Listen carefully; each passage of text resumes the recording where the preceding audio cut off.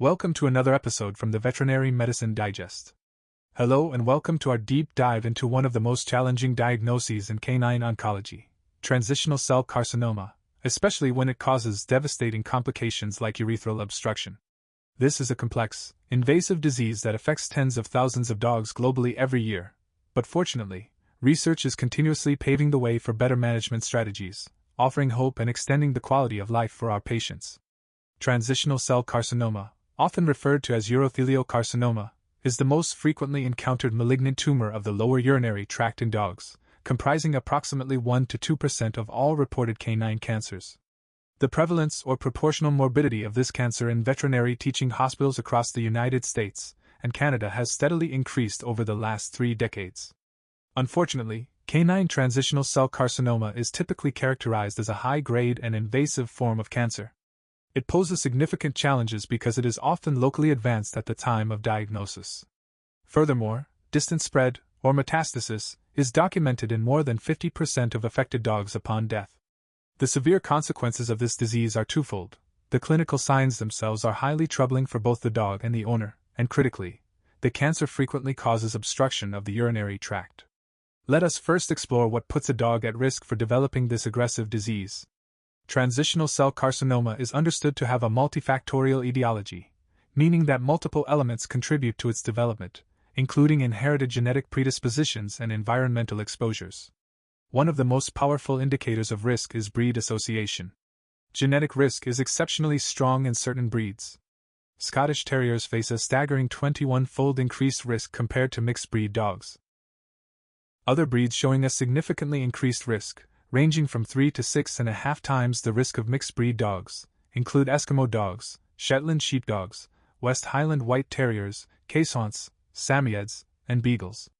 Analysis of veterinary records also suggests increased risk in breeds such as Collies, Fox Terriers, Airedale Terriers, American Eskimo dogs, Chesapeake Bay Retrievers, and Schipperkes, although the studies for these less common breeds involved smaller populations. Interestingly, there is a clear sexual predisposition as well, with the female-to-male ratio for dogs affected by transitional cell carcinoma generally reported between 1.71 to 1 and 1.95 to 1. However, in breeds with a high inherent genetic risk, this sexual predilection tends to be less dramatic. Furthermore, studies indicate that the risk of transitional cell carcinoma is higher in neutered dogs of both sexes compared to intact dogs, although the specific reason for this elevated risk remains undetermined. Environmental factors also play a documented role in increasing the risk of this cancer. Exposure to older formulations of topical flea and tick dips has been linked to an increased incidence of transitional cell carcinoma.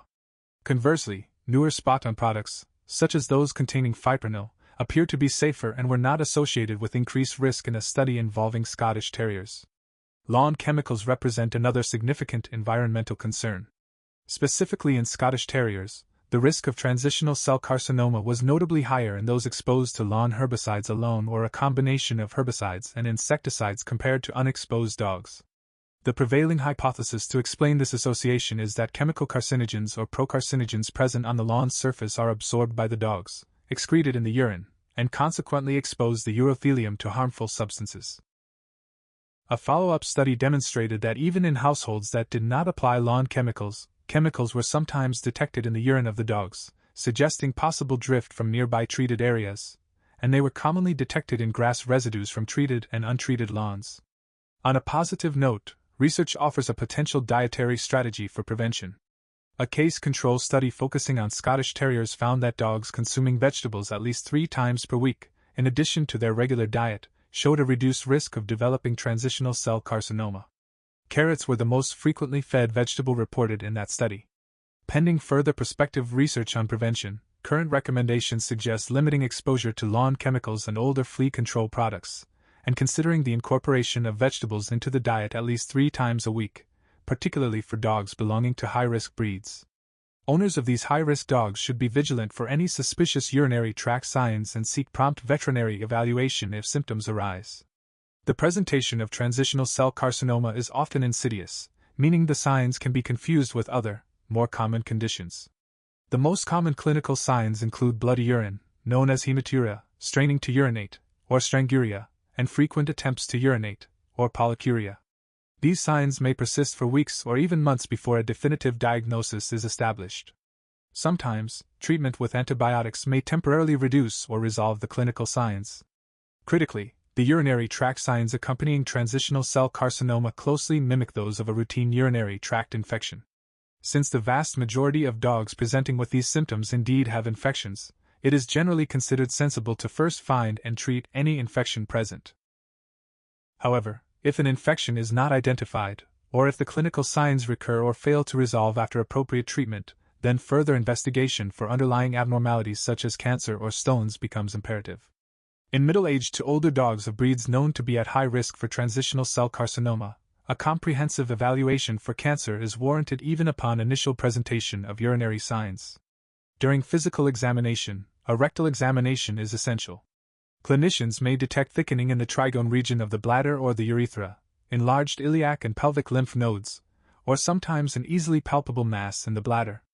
Although rare, metastasis to the skin can occur, manifesting as proliferative, ulcerated, or reddened lesions. Suspicion of transitional cell carcinoma is increased by findings such as abnormal epithelial cells in the urine or the presence of a masked lesion or thickened wall within the urinary tract on imaging. However, definitive diagnosis and characterization require histopathological examination of tissue samples. Given the inherent risk of tumor seeding, which means the cancer cells establishing a new, aggressive growth site, percutaneous needle aspirates should be avoided. Tumor seeding along the needle tract following ultrasound-guided fine needle aspiration biopsy of lower urinary tract transitional cell carcinoma has been reported. This phenomenon is of great concern because the cancer has a notable capacity to grow in the abdominal wall if seeded there. Once transitional cell carcinoma is detected in the abdominal wall, it typically grows aggressively and responds poorly to medical therapy, resulting in a very poor survival time. Therefore, tissue biopsies should ideally be obtained using methods like cystotomy, cystoscopy, or traumatic catheterization. Cystoscopy allows the operator to visually inspect the urethra and bladder lining and obtain biopsies using a minimally invasive approach. While cystoscopy is excellent for visualization, obtaining adequate tissue for diagnosis can be challenging due to the small size of the biopsies. Specialized techniques, such as using a wire stone collection basket, have been developed to improve diagnostic yield. Traumatic catheterization offers an alternative method for collecting tissue, although the quality of the resulting samples can vary. This procedure involves gently passing a fenestrated, firm plastic urinary catheter and moving it back and forth over the lesion, often guided by ultrasound, to collect cells or small tissue pieces for cytological or histological evaluation. Following the confirmation or suspicion of transitional cell carcinoma, staging is crucial for determining the extent of the disease and planning treatment. This typically involves a complete blood count, serum biochemistry profile, urinalysis, thoracic radiography, abdominal ultrasonography, and comprehensive urinary tract imaging. Abdominal ultrasonography and thoracic radiographs are used to look for distant spread, particularly to lymph nodes, liver, and lungs. If the dog presents with unexplained lameness, further imaging like radiography or scintigraphy should be considered to detect possible bone metastasis. Distant metastases are present at the time of diagnosis in about 20% of cases and are associated with a poorer prognosis. Metastasis is frequently observed in the lungs and regional lymph nodes, and less commonly in sites like the bone, liver, kidneys, adrenal gland, and skin. Urinary tract imaging, whether by cystosonography, cystography, or computed tomography, is vital for assessing the location of the primary tumor, providing prognostic information, and most importantly, mapping and measuring the masses to monitor the response to therapy. Now, we turn our attention to the specific challenge of urethral obstruction. The majority of transitional cell carcinomas are located in the trigone region of the bladder, the neck of the bladder, or the proximal urethra, which means they frequently cause partial or complete obstruction of urine outflow. This obstruction is an urgent, life-threatening complication and is considered the primary cause of death in dogs with primary urethral transitional cell carcinoma. A retrospective study examining dogs with urethral transitional cell carcinoma confirmed that urethral obstruction at the time of admission was a significant negative prognostic factor for local progression, overall tumor progression, and tumor-related death. In dogs, transitional cell carcinoma often results in invasive, bulky disease in the urethra or prostate. Due to this common location in the trigone and urethra, complete surgical removal is usually impossible. Even when a tumor is away from the trigone and can be excised, recurrence is common due to the concept of Field effect, where the entire lining of the bladder is thought to be predisposed to neoplastic change. In a series of 67 dogs that underwent surgery for transitional cell carcinoma, complete surgical excision with tumor-free margins was achieved in only 2 dogs. Therefore, while surgery has a limited role as a curative intent measure, it is absolutely vital for restoring or maintaining urine flow in cases of obstruction. For managing urethral obstruction caused by transitional cell carcinoma, the focus shifts to palliative and interventional procedures. These procedures aim to restore urethral patency to maintain life quality and stability. One effective palliative measure is the placement of prepubic cystostomy catheters, which bypass the obstruction and allow urine drainage. However, these are external devices that require maintenance and are subject to the dog potentially chewing them out. A more commonly pursued interventional option in recent years is the placement of urethral stents. Stents are favored over cystostomy tubes because they are fully internal and eliminate the need for owner maintenance and external drainage. These stents can be placed non-surgically using fluoroscopic guidance.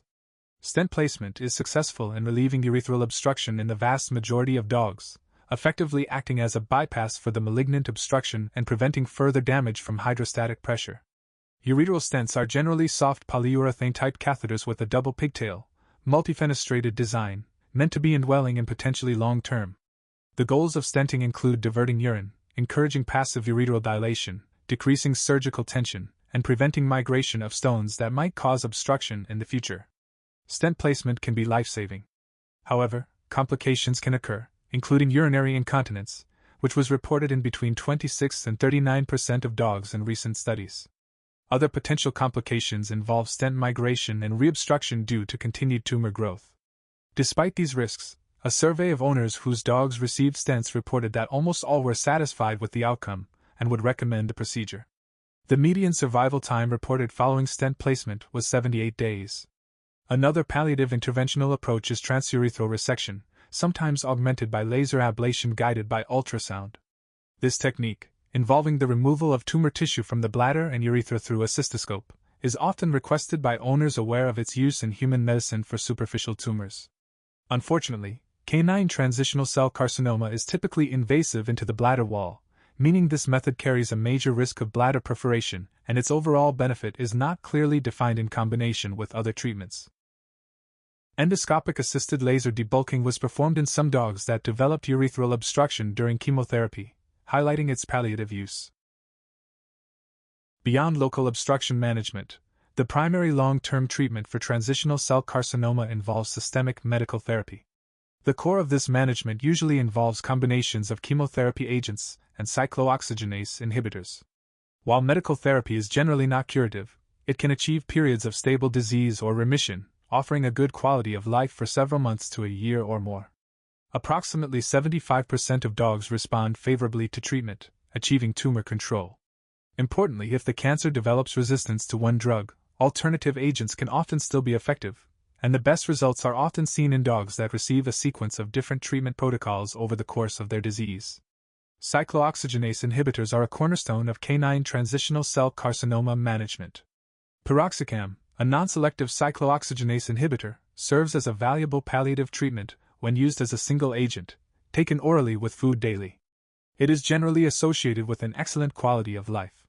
In a study of 76 dogs, piroxicam alone led to partial or complete remission in over 20% of cases, and stable disease in nearly 60%. The median survival time for dogs treated with piroxicam alone, 244 days, compared favorably to the survival time for dogs treated solely with cytoreductive surgery, which was 109 days. Selective cyclooxygenase 2 inhibitors, such as daracoxib and firocoxib, also demonstrate anti-tumor activity against transitional cell carcinoma in dogs, producing remission or stable disease in the majority of cases. Chemotherapy agents are typically combined with cyclooxygenase inhibitors for enhanced activity. Intravenous drugs commonly used include mitoxantrone, vinblastine, and gemcitabine. These agents achieve remission in about 35% of dogs and stable disease in 45 to 50%, generally being well tolerated. The platinum compounds, cisplatin and carboplatin, appear to be the most active agents, but they are also more likely to cause adverse effects. Cisplatin, especially when combined with a cyclooxygenase inhibitor, shows high anti-tumor activity. For instance, a combination of cisplatin and piroxicam yielded impressive remission rates, ranging from 50 to 71%, but its use is restricted due to severe toxicities, including renal, gastrointestinal, and bone marrow complications. However, the use of a selective cyclooxygenase 2 inhibitor like firocoxib combined with cisplatin has been successful without increasing renal toxicity, though the inherent toxicity of cisplatin remains a limiting factor. Interestingly, in 2 randomized trials, the longest median survival times, 300 and 338 days, respectively, were observed in dogs who initially received cisplatin alone, followed by a cyclooxygenase inhibitor after the initial treatment failed. In a recent retrospective study focusing specifically on urethral transitional cell carcinoma, gemcitabine administration was found to be significantly associated with a decreased risk of distant progression. This echoes findings in human medicine where gemcitabine has induced regression of metastatic lesions. The management of urethral obstruction in dogs diagnosed with transitional cell carcinoma benefits immensely from medical treatment. In one study, 6 out of 7 dogs presenting with urethral obstruction were successfully treated with chemotherapy as the initial management approach. In fact, 5 dogs received vinblastine and 1 received gemcitabine, which restored urethral patency after just the first dose, avoiding the immediate need for additional interventional procedures. While conventional high-dose chemotherapy aims for rapid tumor shrinkage, an alternative paradigm, known as metronomic chemotherapy, has emerged as a promising strategy. This involves the frequent, continuous administration of low doses of chemotherapeutic agents with the goal of preventing or delaying cancer progression, rather than achieving maximal tumor shrinkage. This approach is expected to be less toxic, often leading to stable disease, and works primarily by inhibiting angiogenesis and exerting immunomodulatory effects. In a study of dogs with transitional cell carcinoma treated with metronomic oral chlorambucil, the drug was associated with a clinical benefit rate of 67%, stable disease or partial remission. Crucially, the quality of life was reported as excellent, and toxicity was minimal. A retrospective study examining various treatment modalities in 84 dogs found that metronomic chemotherapy, typically using chlorambucil, led to a significantly longer median survival time of 303 days compared to other treatment groups, and was associated with the lowest incidence of adverse events. This makes metronomic chemotherapy a viable option, offering improved survival alongside a good quality of life. Moving beyond established treatments, research is focused on targeted and emerging therapies that aim to maximize anti-tumor effects while minimizing toxicity. One example is folate-targeted therapy. This strategy exploits the fact that approximately 75% of dogs with transitional cell carcinoma show high uptake of folate and related drug conjugates, leveraging specific, high-affinity folate receptors expressed on the cancer cells. A study using folate-targeted vinblastine showed positive tumor responses, including partial remission and stable disease, and was generally well tolerated. Another powerful emerging treatment involves targeting the specific molecular drivers of the tumor. Sorafenib, a multi-kinase inhibitor, is being investigated for its potential efficacy against canine transitional cell carcinoma. This drug is known to target several key receptors involved in tumor growth and angiogenesis, including vascular endothelial growth factor receptor 1, 2, and 3, platelet-derived growth factor receptor beta, and the rapidly accelerated fibrosarcoma family of kinases. Notably, expressions of vascular endothelial growth factor receptor 2 and platelet-derived growth factor receptor beta have been observed in all transitional cell carcinoma patients in a previous study, and these receptors mediate signals crucial for proliferation, differentiation, angiogenesis, and migration. In laboratory experiments using canine transitional cell carcinoma cell lines, sorafenib successfully inhibited cell growth across all tested lines. Furthermore, in mouse models implanted with canine transitional cell carcinoma, oral administration of sorafenib effectively inhibited tumor growth, reducing tumor volume and weight significantly. The mechanism of action appears dual. Sorafenib directly suppresses tumor growth by inducing cell cycle arrest and subsequent apoptosis, programmed cell death, and it indirectly suppresses growth by inhibiting angiogenesis, or the formation of new blood vessels, within the tumor environment. These results strongly suggest that sorafenib represents a new and promising treatment option for canine transitional cell carcinoma. Finally, we must address the epigenetic front. New strategies are focused on epigenetic events, such as aberrant DNA methylation, which can drive cancer progression.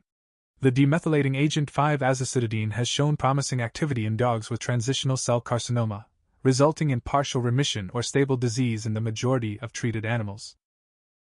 Follow-up work with an oral formulation, zebularine, is also showing control of transitional cell carcinoma growth in most dogs studied to date, offering an advantage over injectable formulations. Before concluding our discussion on management, we must highlight a crucial complicating factor that impacts prognosis: secondary urinary tract infections. Dogs suffering from transitional cell carcinoma are at an exceptionally high risk for secondary bacterial infections. The cancer itself leads to urine retention, abnormal urination patterns, acquired anatomical defects in the bladder and urethra, and compromised urothelium, all of which create an environment conducive to infection. These infections are problematic for several reasons. Firstly, infection dramatically worsens urinary tract signs, seriously diminishing the patient's quality of life and often leading owners to believe the cancer is progressing, even if the tumor size is stable. Secondly, and perhaps more alarmingly, the bacteria involved are showing increasing resistance to antibiotic treatments. Highly resistant infections can occasionally develop, rendering common antibiotics ineffective, too costly, or poorly tolerated. This scenario can tragically lead to euthanasia, even when the underlying cancer is well controlled, simply because the secondary infection cannot be effectively managed. Thirdly, there is mounting evidence suggesting that persistent or recurrent infections, and the subsequent inflammation they cause, can actually enhance tumor progression and potentially reduce the effectiveness of cancer treatment. Inflammation plays a critical role at various stages of tumor development, promoting malignant transformation, invasion, and metastasis. Furthermore, studies in mice suggest that antibiotic use itself can negatively impact the body's immune response to tumors and chemotherapy agents by altering the commensal microbiota. The clinical implications of this are profound. The retrospective study on urethral transitional cell carcinoma confirmed that a urinary tract infection at the time of initial diagnosis was a significant negative prognostic factor for overall progression and tumor-related death. This suggests that the presence of infection marks a more precarious situation for the patient. Due to these risks, periodic urinalyses are essential for dogs with transitional cell carcinoma, and urine culture and sensitivity testing must be performed whenever an infection is suspected. Antibiotics should be chosen strictly based on sensitivity results, and the urine should be recultured following the conclusion of the antibiotic course to confirm clearance. Despite the many challenges posed by transitional cell carcinoma, substantial progress has been made in its management. It is widely considered a highly treatable condition, and the majority of dogs can expect a good outcome in terms of maintaining quality of life and extending survival. However, it is important to reiterate that, in most cases, a cure remains elusive. For primary urethral transitional cell carcinoma, the median tumor-specific survival observed in a recent retrospective study was 333 days, with dogs that achieved partial remission having a median survival of 294 days. This survival is achieved through a multimodal approach. The use of multiple sequential therapies, including different chemotherapy agents and rescue treatments, likely contributes to these improved outcomes by creating a therapeutic synergy and delaying both local and distant progression. In summary, the journey of managing canine transitional cell carcinoma, particularly when compounded by urethral obstruction, demands a sophisticated and comprehensive approach. It begins with vigilance for the subtle signs, especially in high-risk breeds and environmental exposures. Diagnosis must be confirmed using safe biopsy techniques like cystoscopy or traumatic catheterization, rigorously avoiding transabdominal aspiration to prevent life-threatening tumor seeding. Staging and imaging are critical for monitoring response, with novel diagnostic methods like surface-enhanced Raman spectroscopy cytology showing high future promise as a sensitive, non-invasive screening tool. For immediate, life-saving management of urethral obstruction, interventional procedures such as urethral stenting or temporary catheterization are vital. The presence of urethral obstruction at the time of diagnosis is a strong negative prognostic indicator, reinforcing the need for aggressive initial management, which often includes the immediate use of chemotherapy to restore patency. Long-term disease control hinges on systemic medical therapy, usually involving a combination of cyclooxygenase inhibitors and chemotherapeutic agents like vinblastine, mitoxantrone, or gemcitabine, the latter showing promise for metastatic control. Metronomic chemotherapy is emerging as a highly effective and well-tolerated treatment option, yielding long survival times with minimal adverse effects. Finally, emerging targeted treatments, such as sorafenib, offer hope for future therapies by attacking the disease at a molecular level, specifically disrupting tumor growth and its supporting blood supply. Continued research into early detection, such as the use of quantitative cytology based on molecular markers, and refinement of multimodal treatment strategies, are expected to further improve the outlook for dogs affected by this challenging disease, providing valuable translational knowledge that can also benefit human cancer patients. Thank you for listening. The titles for the reference papers are in the video description. From VetMed Digest, where we keep minds inspired, hearts light, and tails wagging,